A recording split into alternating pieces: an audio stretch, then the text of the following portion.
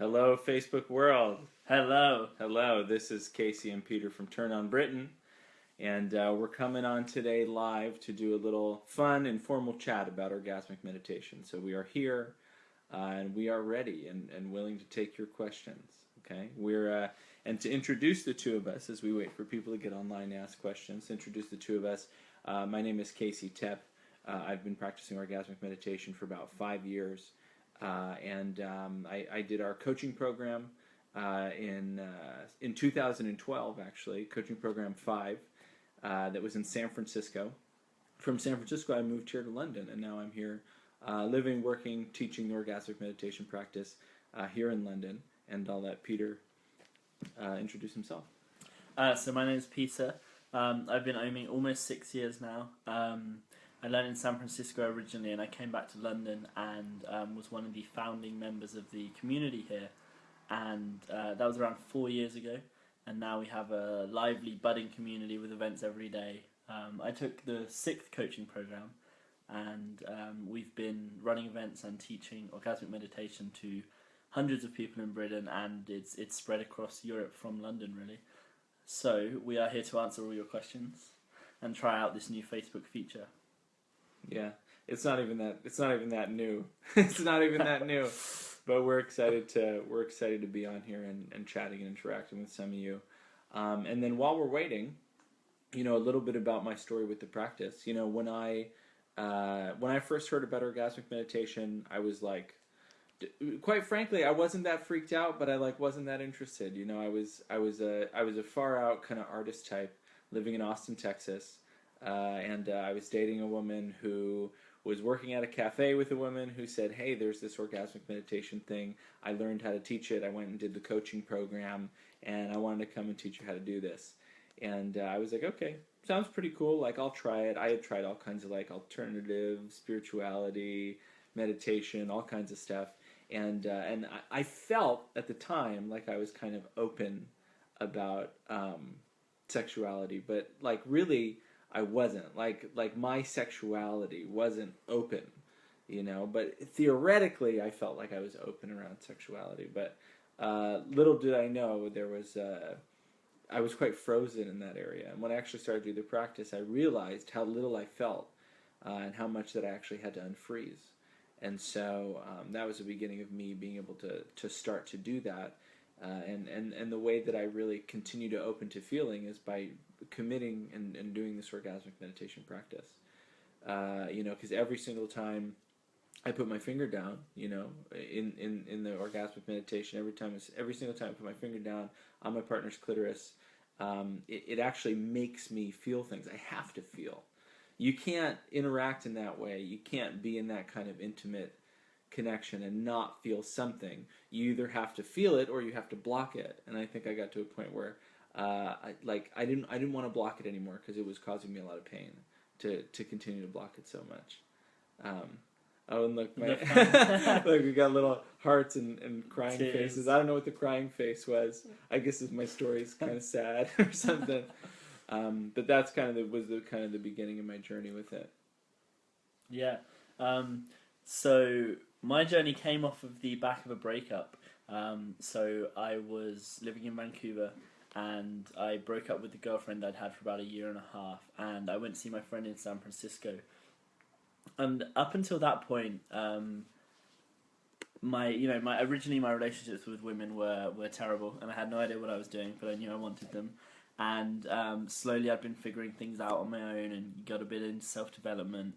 And it wasn't until really that I came to a turn on, and the level of intimacy and attention and connection and the questions people asked and the confidence they had in themselves was inspiring, and something I hadn't seen before, something I didn't know what was possible in that realm. So once I saw that and I found that, I wanted to be able to do it. It was one of the best things I'd seen. I was like, wow, they've taken this thing to an art. So I wanted to be able to do it. So I signed up for the class, which happened to be the next day, and I took the class and I saw the demonstration. You see a demonstration in lunchtime during just before lunch. You see a demonstration of the practice, and the kind of connection they had, the co-creation of this state, and the waves of the up and the down and the 15 minutes, and feeling it so viscerally in my body from across the room, being in the crowd of 30 people watching this. It was such a powerful experience, and something I couldn't explain it. I couldn't use my scientific, skeptical, mental brain place that I lived in to understand it. There was some level of connection, some empathy, some limbic connection, some emotional human thing that was happening that I wasn't skilled in, I wasn't aware of, I wasn't connected with. So I wanted to be able to do that. So I started practicing, and the first times were awful. You know, I'm nervous, I'm shaking, I'm sweating, I'm trying to get the gloves on, I'm ripping them, I'm wondering where I'm supposed to be stroking. I'm stroking her leg. The coaches are guiding me, and I'm scared of asking for ohms. I'm scared of getting no's. I'm scared of showing my feelings and just having that kind of cocky front up. And the more I ohmed and the more I practiced, the more I could see all of those patterns and see all of those things, and they started to drop away. And I became more present, and my attention is easier to focus and easier to place on people, and actually feel people and feel where they're at, which makes connecting easier because I can be resonant, I can connect, and I can feel where people are at, and people want to be felt. A lot of conversation is just about things, but there's not a lot of intimacy. So actually being able to feel people, and that's how you ask those good questions in turn, and that's how you have real intimacy. And it all came through that practice of training my attention and my focus, and learning to feel the orgasm in her body, and go on that wave of the feminine orgasm, woo, rather than the kind of linear masculine orgasm I was accustomed to, and the world is based upon. So that was the kind of my intro journey to Om. We have some fans online now. This is great. Look at that. Oh, we can hit the little... We can light them back. Hello, world. Hello, world. Yeah, you might hear me clicking on the keyboard a little bit over here while we're going. That is because this was kind of a spontaneous idea that we had to come on and start chatting about the practice. So you might hear me clicking on the keyboard a little bit, sharing the video in this place or that place, so people can get on and join and know more about it. But so if anybody who's online watching now has any questions about the practice, either for me or Peter, or it doesn't have to be specifically tailored to either of us, but any questions that you have, you can post them in the comments, and we'll answer them. And if you don't have any questions, that's cool, but we'll definitely just keep on talking about our experience with the practice, and then we will wait for your questions as we go on. But at any point, if you see Peter on his phone or you hear me clicking on the keyboard, we're not trying to be rude. We're not bored. We're just spreading the word and getting the video out. See, he's doing it right now. That's what he's doing. We're doing it. Yeah. It's cool. So with this practice, when I first learned it, I was living in San Francisco, which is like it's like when you think about San Francisco, you think about it's like the open sexuality kind of like capital of the world, right? And everybody's doing, some kind of, San Francisco kind of thing, right? And one of the interesting things, about being somebody who teaches and talks about and experiences this orgasmic meditation, there we are, in London, is like it's been really interesting to see little cultural differences where you go. And I'm sure you've experienced this going in the other direction, right. But there's lots of interesting cultural cultural experiences, based on where you go. And being in California, people talk about Om and about orgasm a lot different than they do when you're in London, or when you're in Germany, or when you're in Denmark, or when you're in Canada or Australia. If you go to the different Om communities, or if you go to a turn-on event, in a different country, people are actually, talking and actually having a totally different experience based on what the different cultural norms are there, which has been really interesting. And one thing that I've experienced is I feel like in San Francisco, like people are more open on the surface, and in the UK, people are less open on the surface. But then when you get in there with somebody, they really have a lot of depth, right? So it's not like one or the other is better or worse. But it's interesting. In San Francisco, you talk about orgasmic meditation. People are like, I like orgasm. I like meditation. That sounds like something I would be into. Tell me about it.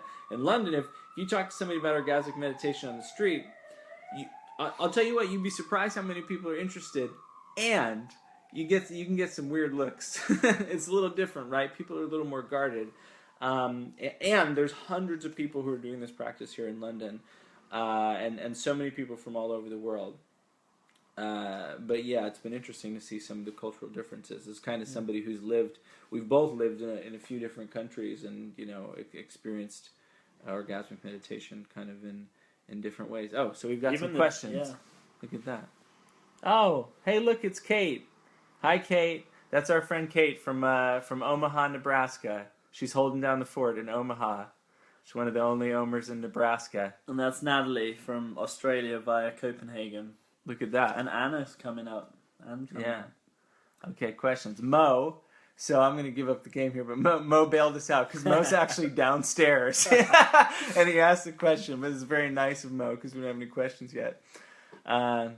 Mo says, so I can understand, man, he just threw us a lob, huh?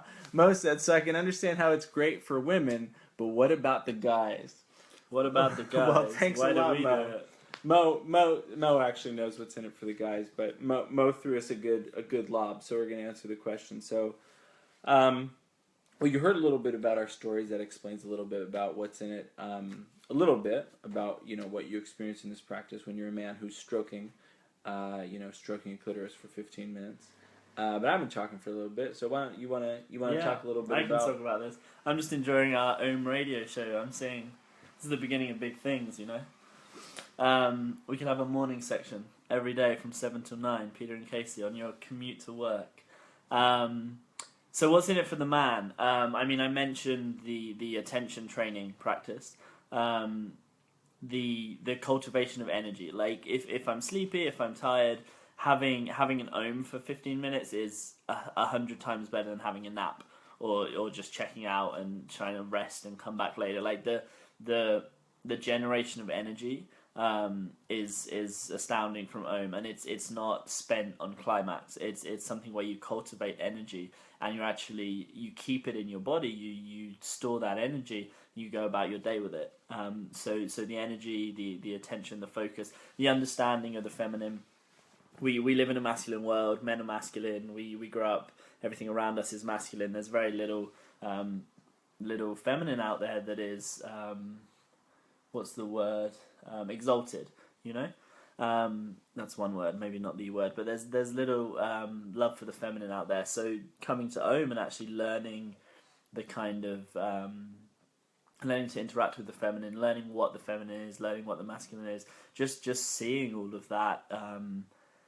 Was new and gave me a lot of information on how I relate to myself, reconciling myself with parts of myself that I wasn't in approval of, wasn't in appreciation of, and that changed my relationship with women as the feminine out there in my life, as opposed to inside of me. Women, my relationship with them changed, and my understanding and my knowledge of them improved, and how to actually play with them and how to not be so dominating and masculine.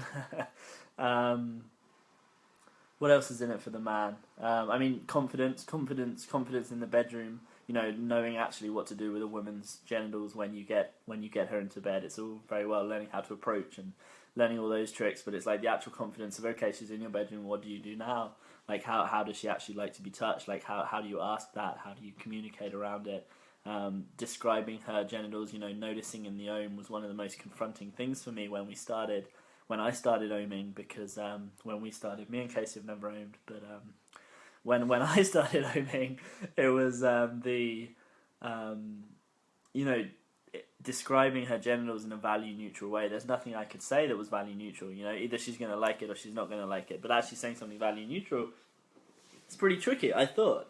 So just those things, speaking in high, chargy, energetic, intense situations, asking your boss for a raise or time off, or communicating a hard truth to a family member. It's like those moments you practice in Om. Like Om is a practice, a place to practice how you show up in life. So there's a lot in it for the man. And Mo has another question, which I think Casey's going to take. Mo's got great questions. Look at this question. Mo says, so does the energy you build up affect the other areas in one's life? Thank you, Mo. Yes, in fact it does. The energy that, so from personal experience, the energy that I've built up through practicing orgasmic meditation, it definitely affects the rest of my life in a way where I actually felt, so there, before I was practicing I felt a lot of inertia in my life. So I was the kind of person who had a lot of potential and actually had a lot of energy, but I didn't know how to use it. And so it would get very stuck. And you might be able to relate with this feeling if you're a creative type, because I'm a creative type. You know, I was the kind of person who would, you know, I'd sit around for 8 hours in a day, right? And I was a songwriter. And maybe over the course of that 8 hours, I'd write 1 3-minute song, you know, trying to get some sort of motion, you know, with the amount of energy that I actually felt. But I felt like it was very difficult for me to get propulsion. Like I never quite got the momentum. So not only did Om give me energy, and does it give me energy, but it smooths out the energy that I already have and it makes it more usable.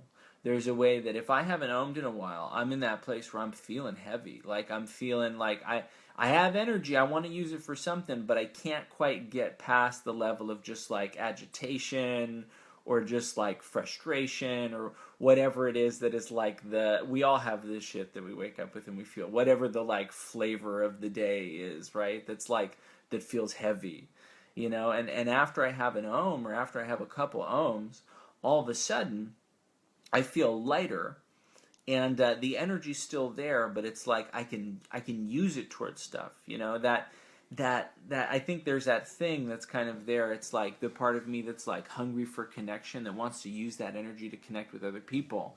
It actually gets satisfied. That part of me gets satisfied. And then with that level of satisfaction and nourishment that I get, with that level of satisfaction and nourishment that I have after that, all of a sudden it's like I feel like I can just like walk out. Like I feel well lubricated after that, you know?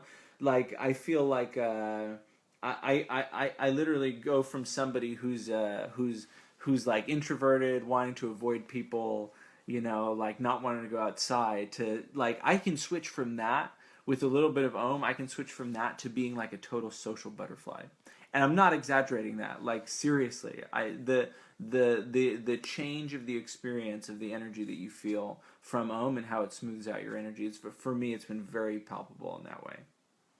Yeah. It's the flow state. It's access to that flow state that gets everything moving and gets orgasm state. Even. Right. The orgasm state. It's they were recently talking about this. Who's the guy that does all of the Tim Ferriss? Was it Tim Ferriss? He was on. He was shared on Facebook. They were talking about Om and how it hacks the biological impulses around sex. You know, sex is an extreme sport in a way. It's an intense situation. So Om actually we're biologically wired to have better attention there and to have better focus there. So it's in a way it's hacking the body's makeup to actually improve our ability to focus and train that. And we have some more people online. Hello, Summer. I'm looking up. I was promoting our Facebook. Summer's one of our coaches who travels the world now coaching. And Tom. Do we have any more questions out there? Okay, I'm calling you out, Facebook, because I have seen at different peaks of this video so far upwards of 20 people watching, but I've only gotten questions from Mo so far, okay? And Mo knows a lot about Om, so there's got to be people out there who are dying to know more about the practice that know less about it than Mo does, because Mo's done our coaching program, all right? He's a coaching program graduate, all right? So who's out there? Who's got questions? Mo's got a question. Mo's got another question. Thanks, Mo. So I get that you feel lighter and more able to use that energy, and that was building up and now you can spend it. Whew. How has Om affected your relationships with your family or your parents? That's a good question, ask her.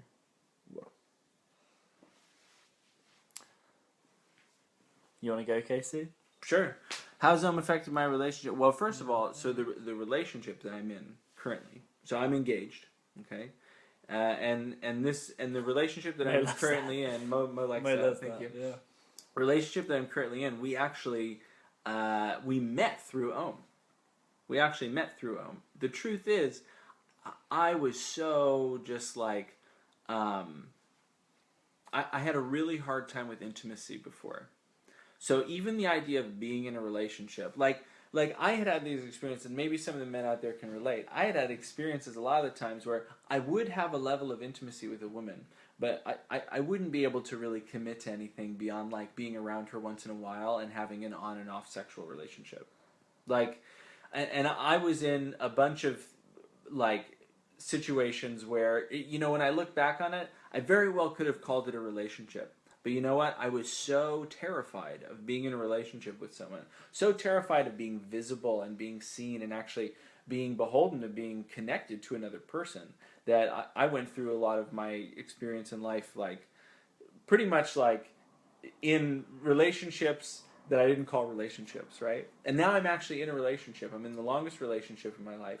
I'm in an amazing relationship that it has existed in some shape or form for almost 2.5 years now, and it's just so different than anything else that I ever experienced before that. Because now I've started using relationship as a way to actually grow myself. I think relationships before were like, what can I get out of the relationship? I was hungry for sex because I hadn't had a lot of sex. I was hungry for somebody to listen to my problems. Like, you know, I was like, I wanted to feel validated. There were all these different reasons to be in relationship with a woman, right?